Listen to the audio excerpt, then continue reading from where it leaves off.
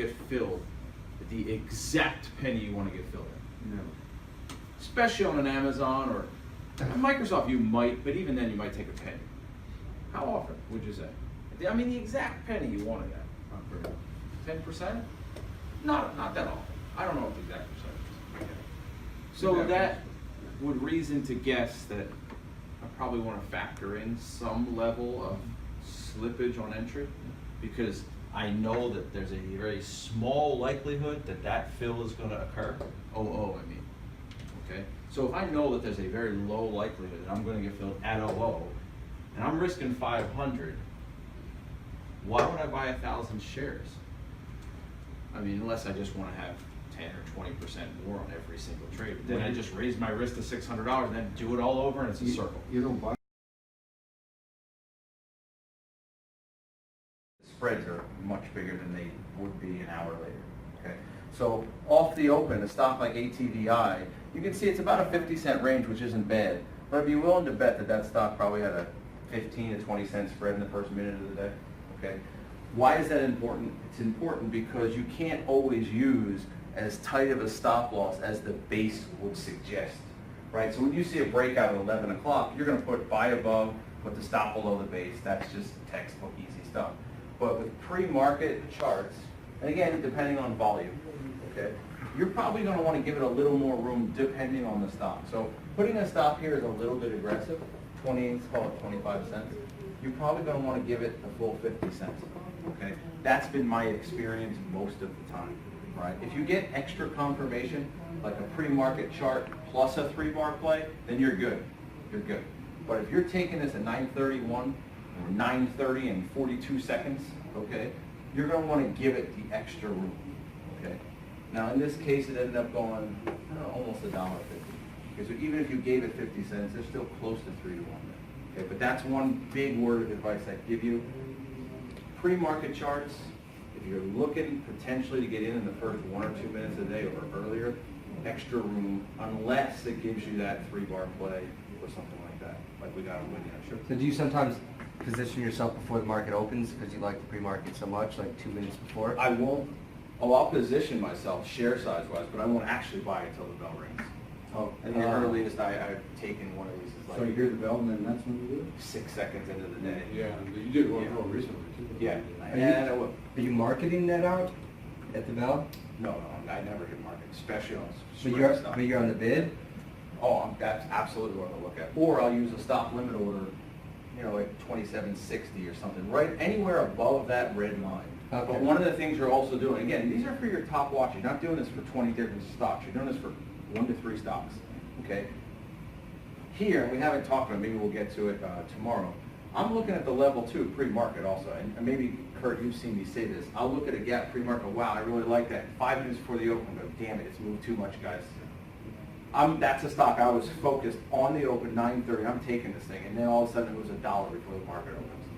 Okay, and that's where you might want to play pre-market or something like Well, that. I mean, I No, you could. I wasn't sure if I recalled you saying sometimes you will get in, but Almost never. In my 10, 11 years of doing this, maybe there's no reason to. 3 times. Yeah, there's no reason to. I don't want to accept that level of risk, and sometimes I regret it. Sometimes it shoots, but the spread is one of the biggest reasons I don't get in pre-market. Did you have a Yeah, that comment? was my question. If you can elaborate the rationale behind not taking a trade in pre-market, so you just actually Yeah, answer. and again, some of the pre-market charts are really thick and they're not that spready, but a lot of them are.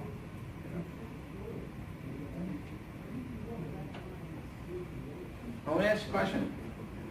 Outside of that, if I took that out, do you know what time of the day that is? Pre-market. No. No, you have no idea. No. You know it's scratch. But take that out. You look at that, that's thick enough to think it could be here, right? It's thick enough. And I'm just saying, if I hide this, take out the volume, I hide all Oh, that. taking out the volume. Then Yeah, you can't- hide it all. That's my point. This is my point to you, Kurt. Why wouldn't you take that? Would you take it at 10:15 or 10 o'clock? Assuming you're a breakdown trader. You might not trade breakdowns. But if you were, why isn't that good enough to take at 9:30, but it's good enough to take at 10:10 or 10:05? Why? There's no justification. The chart's the chart. And in this case, the chart and the volume coincide. I know you can't see it here, but you'll see the pre-market volume obviously before the Yes. market opens, and you can check each individual bar, et Oh, you cetera, do. and so forth. Yeah, I mean, well, it'll show. yeah, this on- one, yeah, it's not on here, but again, you'll see it up here, you'll see it here.